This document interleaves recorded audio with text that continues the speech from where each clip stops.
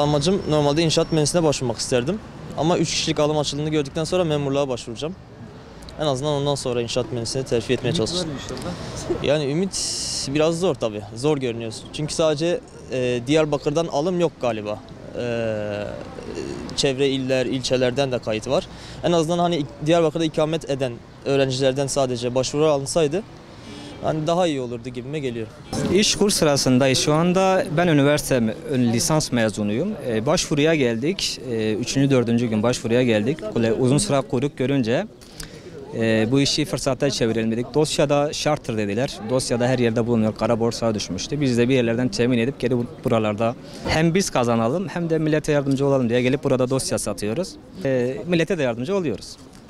Biz 2 gündür bunu yapıyoruz. 300'e yakın sattık biz. 300'e yakın sattık. Şunu belirtelim, şimdi bu biraz bizim sığınak veya barınağımız olmadığı için biz bunu yağmur yağarsa veya başka herhangi bir olumsuz hava şartı oluşursa biz bu işi bırakmak zorundayız. Hava durumuna bağlı kısacası. Eğer hava güzel olursa devam edeceğiz. Son güne kadar devam edeceğiz. Eğer hava güzel olmazsa yağmur yağdan bırakacağız. Şeyde zorlaştırdılar. Bazı diğer özel kontenjanlar var. İşte zabıta memurluğu, itfaiye eri. Onların biraz kriterlerini ağırlaştırdılar. Onlara başvuru yapamıyoruz. Şu anda sırada bekleyenlerin tamamı düz memur. Herhangi bir kriter istemiyorlar. Sadece lisans mezunu olsun yeterli diyorlar.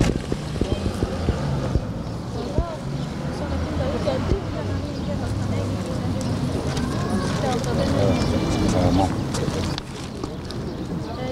Olmalıysa